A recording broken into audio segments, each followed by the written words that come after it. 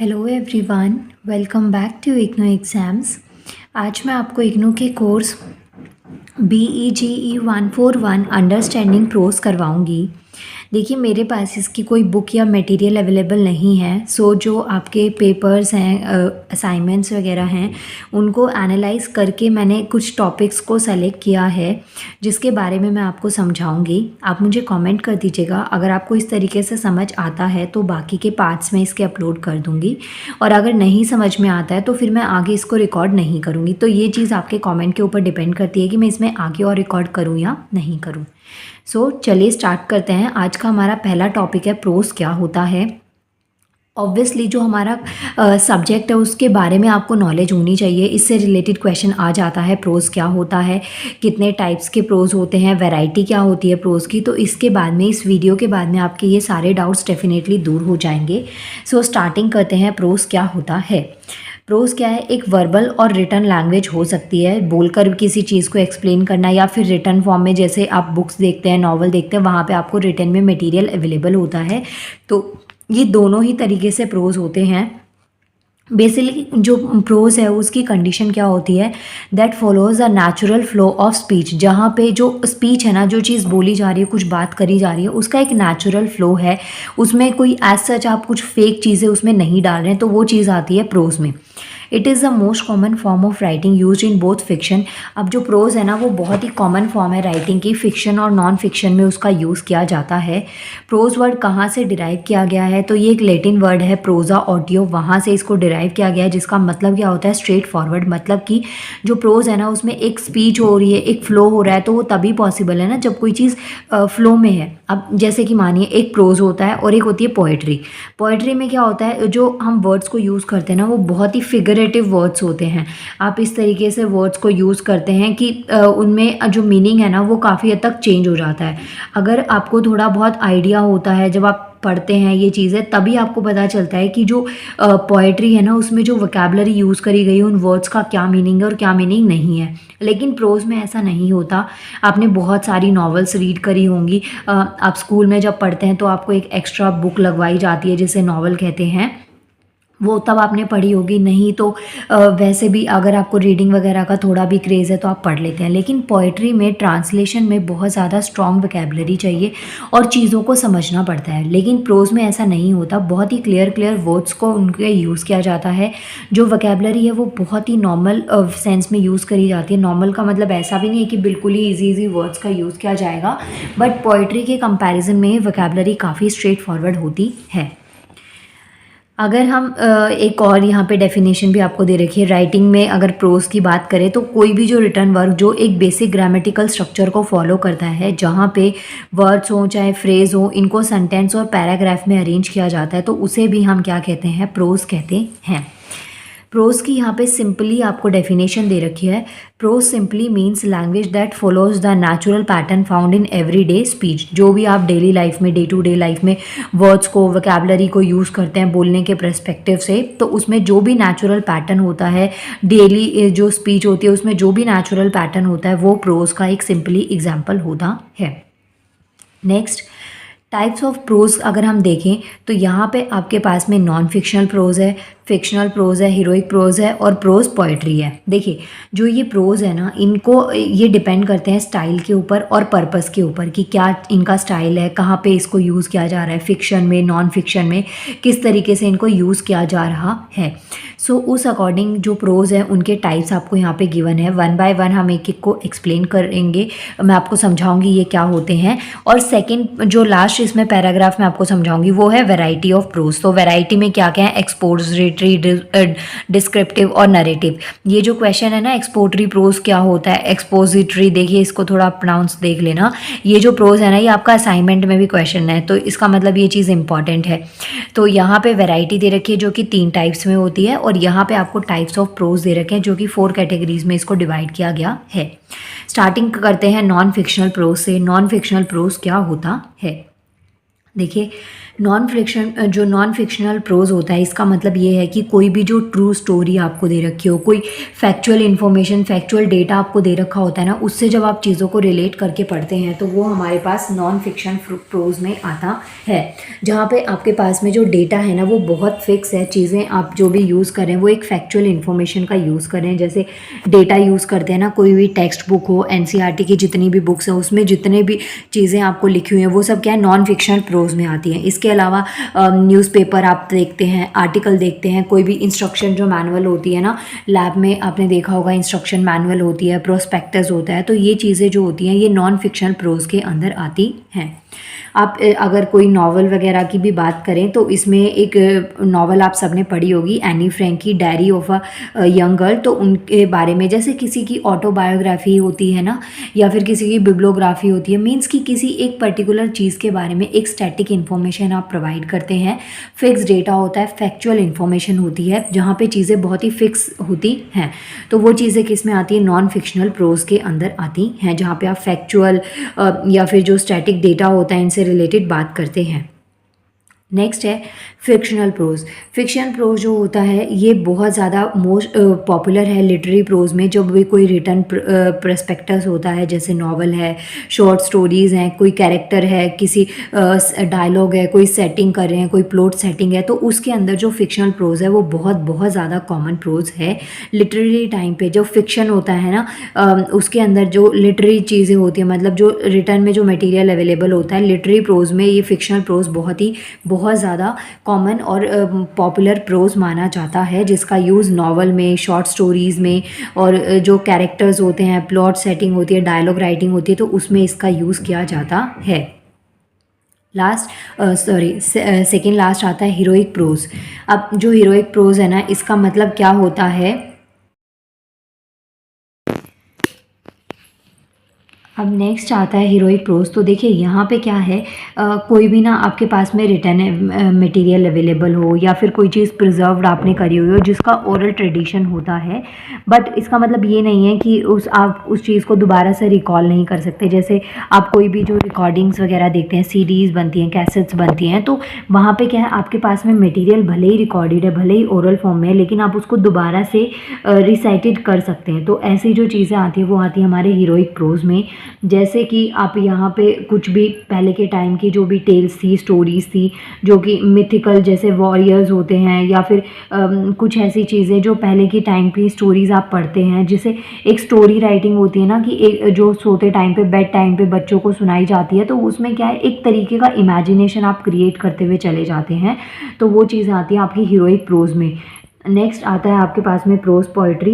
Pros poetry जो है ना, ये काफ़ी ज़्यादा इंपॉर्टेंट है, क्योंकि यहाँ पे प्रोज और पोइट्री दोनों का कॉम्बिनेशन है। प्रोज का मतलब क्या है, जहाँ पे सिस्टम और में जो सिस्टमेटिक और इजी वर्ड्स होते हैं उनका यूज़ करना, और पोइट्री क्या होता है, थोड़ा सा रिदम और राइम वगैरह जो हम यूज़ करते हैं, तो उसे हम क्या कहते हैं, पोइट्री कहते हैं। अब जैसे कि एग्जाम्पल देखिए, ट्विंकल ट्विंकल लिटिल स्टार, जब आप बोलते हैं ना तो वो पोएट्री की फॉर्म में बोलते हैं, और वहीं पे जब आप बोलते हैं कि स्टार्स आर ट्विंकलिंग, तो यहाँ पे क्या है, आप उसको प्रोज की फॉर्म में बोल रहे हैं। जब आप सेम बात कहना चाहते हैं, लेकिन जो आपका वर्ड्स का चूज़ करने का तरीका है ना, वो किसी राइम पर्सपेक्टिव से नहीं है, कोई रिदम वगैरह आप नहीं बना रहे, तो वो प्रोज हो जाता है। और जब आप उसको राइम और गा के कुछ चीज़ को बोलते हैं, तो वो चीज़ क्या हो जाती है, पोइट्री हो जाती है। जो पोइट्री प्रोज पोइट्री है, इसमें बेसिकली जो रिदमिक पैटर्न होते हैं उसका ज़्यादातर यूज़ किया जाता है। ये पॉइंट्स आप यहाँ पे इसमें लिख सकते हैं। इसके अलावा जो प्रोज है ना, इसके क्या क्या फंक्शंस हो सकते हैं राइटिंग में, तो ये एक वॉइस क्रिएट कर देते हैं, जिसमें कि एक जो राइटर है वो अपने लैंग्वेज को कैसे यूज़ कर सकता है, किस तरीके से एक राइटर ना अपने वर्ड्स के थ्रू एक रीडर के दिमाग में उसकी पिक्चर क्रिएट कर सकते हैं। तो ये चीज़ें प्रोज में बहुत इंपॉर्टेंट रोल प्ले करती हैं। जैसे कि जब आप कोई नॉवल पढ़ते हैं, कोई बुक पढ़ते हैं, स्टोरी पढ़ते हैं, तो वहाँ पे अगर पिक्चर्स नहीं भी दे रखी होती, तो आप ना उन चीज़ों को सोच कर और अपने आप को वहाँ पे इमेजिन करने लग जाते हैं कि हाँ, कुछ ऐसा ऐसा हो रहा होगा, और उससे रिलेटेड आप चीज़ें समझने लग जाते हैं। नेक्स्ट हमारा टॉपिक आता है, बहुत बहुत इंपॉर्टेंट टॉपिक है ये, आपके पास में जो दे रखा है, यहाँ पे 3 वेराइटीज़ ऑफ प्रोज आपको दे रखे हैं। आपको इनको एक्सप्लेन करना है कि ये जो प्रोज है इनका क्या मीनिंग है, कैसे आप इसको यूज़ करेंगे, किस तरीके से हम इसको पढ़ते हैं। सो यहाँ पे आपको ना 3 वैरायटीज़ ऑफ प्रोज दे रखे हैं। फर्स्ट है एक्सपोजिटरी, सेकंड है डिस्क्रिप्टिव और third one is narrative prose. तो नीचे से स्टार्ट करते हैं नरेटिव प्रोज से क्या मतलब होता है इसका।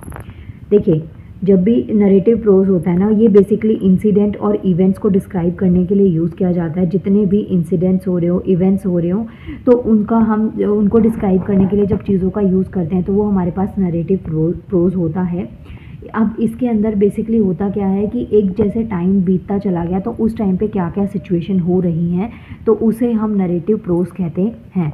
इसमें बेसिकली जो नरेटिव प्रोज होता है, इसमें जो अटेंशन होता है, जो भी एक्शन होता है उसको एब्जॉर्ब करना होता है।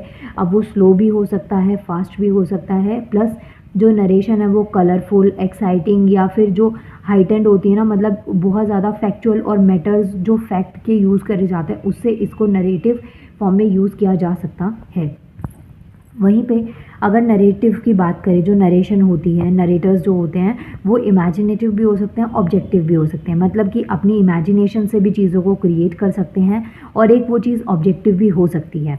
इमेजिनेटिव और ऑब्जेक्टिव दोनों साथ में मिलकर वर्क कैसे करते हैं, जैसे यहाँ पे बताया मैंने इंसिडेंट और इवेंट्स। तो मानिए कोई चीज़ हुई है, कोई नॉर्मल सिचुएशन हुई है कि आप गिर गए, ठीक है, तो ये क्या है, एक इंसिडेंट है। लेकिन आप किस तरीके से गिरे, क्या सिचुएशन थी, उसको आप इमेजिन कर सकते हैं ना। मेन जो चीज़ थी वो ये था कि गिरना हो गया, लेकिन किस तरीके से आप गिरे। जैसे कई आपके साथ ना normal day to day life में ना कुछ ऐसी एक्टिविटीज़ हो जाती है, कुछ ऐसा हो जाए जैसे जो ना आप इमेजिन करते हो कि मूवीज़ में हो रहा है, वो चीज़ ना आपके साथ में रियलिटी में हो जाए, तो उस टाइम पे आप उसको एक्सप्लेन भी ना ऐसे ही करते हैं। थोड़ा बहुत कुछ हुआ तो ठीक है, लेकिन कुछ कई बार ऐसा होता है कि लाइफ थ्रेटन ना एक्सीडेंट्स हो जाते हैं, कुछ ऐसा जिससे आपकी जान पे बात बनाती है, तो उस टाइम पे आप क्या बोलते हैं कि आज तो मैं बाल बाल बच गया। फिर आप उसको चीज़ को ना एक्सप्रेस करते हुए समझाते हैं कि ऐसा ऐसा हो रहा था, कुछ ऐसा हुआ। तो ये चीज़ें क्या है, नरेटिव में आती हैं, जहाँ पे आप इमेजिनेटिव और ऑब्जेक्टिव पर्सपेक्टिव यूज़ करके किसी चीज़ को समझा सकते हैं। अब जो नरेटिव प्रोज है ना, वो जो भी एक्सटर्नल हैपनिंग्स होती हैं, अंदर क्या चीज़ चल रही है, और जो इंटरपर्सनल रिलेशनशिप्स होते हैं उनको डिस्क्राइब कर सकते हैं। प्लस जो ऑथर होते हैं उनके पास में पूरी लिबर्टी होती है कि जो भी फीलिंग्स वगैरह होती है उनको चेंज करना नरेटिव के हाथ में हो सकता है। सो ये पॉइंट्स आप इसमें लिख देंगे नरेटिव में। इसके बाद में नेक्स्ट जो प्रोज आता है वो है एक्सपोजिटरी प्रोज, लेकिन पहले मैं डिस्क्रिप्टिव करवा देती हूँ क्योंकि ये सेकंड पॉइंट है ना, तो ये ज़्यादा इजी रहेगा कि सीक्वेंस में चल लें। तो नरेटिव समझ में आ गया, जहाँ पे इंसिडेंट और इवेंट्स की बात करी जाएगी। इसके बाद में नेक्स्ट आता है हमारा डिस्क्रिप्टिव प्रोज। डिस्क्रिप्ट का मतलब क्या होता है, किसी चीज़ को डिस्क्राइब करना। अब वो डिस्क्राइब क्या हो सकता है, किसी आप स्पेसिफिक सीन को डिस्क्राइब कर रहे हैं, कोई सेटिंग है, या फिर पोइट्री के अलावा ना कोई भी चीज़ जो आती है ना वो हमारी डिस्क्रिप्टिव प्रोज में आती है, जहाँ पे आपने अपनी इमेजिनेशन का यूज़ किया, आपने कुछ डायनामिक वर्ड्स का यूज़ किया, जो रीडर की सेंस थी उसको पॉइंट आउट किया, और कुछ आपने ना सेल्फ एडिटिंग कर दी, जो सिचुएशन थी ना एक क्रिएटिव राइटिंग बना दी। जैसे कि जो स्टोरी राइटिंग्स होती हैं उसमें सब कुछ रियलिटी नहीं होता। अब बहुत सारी चीज़ें जो होती हैं ना वो एक नरेटर का माइंडसेट होता है, एक ऑथर का ना दिमाग उसमें होता है कि क्या चीज़ में वो आपको ले जाना चाहते हैं। जैसे वो ना कुछ ऐसे वर्ड्स का यूज़ करते हैं कि उसके बाद में ना आप उन्हीं चीज़ों में ना खोते हुए चले जाते हैं, आप ना इमेजिन करने लग जाते हैं कि ऐसा कुछ होने लग गया। तो ये चीज़ें आती हैं आपकी डिस्क्रिप्टिव राइटिंग में। जैसे कि पानी है ना, ऊपर से बारिश के टाइम पे पानी गिरा, तो वो आपने पूरा उसको डिटेल में एक्सप्लेन करा कि ऐसे छपाक और बूम, स्प्लैश ऐसी वाली आवाज़ें आई थी। वहीं पे जो लीफ होती है, पेड़ से जब पत्ती टूट के गिरी तो आप उसको फ्लो होते हुए काफ़ी हद तक दिखा रहे हैं, तो वो चीज़ें किस में आती है, आपकी डिस्क्रिप्टिव राइटिंग में आती हैं। इसके अलावा और आप डिस्क्रिप्टिव का क्या एग्जांपल दे सकते हैं कि कोई भी चीज़ की ना आप जब डिटेल और किसी चीज़ को ना डिटेल में एक्सप्रेस करते हैं, किसी चीज़ को समझाते हैं, कोई भी आपका एक्सपीरियंस हो गया उसको आप काफ़ी डिटेल में जाके फीलिंग के साथ में एक्सप्रेस करें। जो चीज़ आप बोल रहे हैं ना वो चीज़ें आपकी आइज़ में दिख रही हैं, आप उसको एक्सप्रेस कर पा रहे हैं, तो वो चीज़ें आती हैं हमारी डिस्क्रिप्टिव प्रोज के अंदर। इसके बाद में नेक्स्ट क्या आता है आपके पास में, एक्सपोजिटरी प्रोज।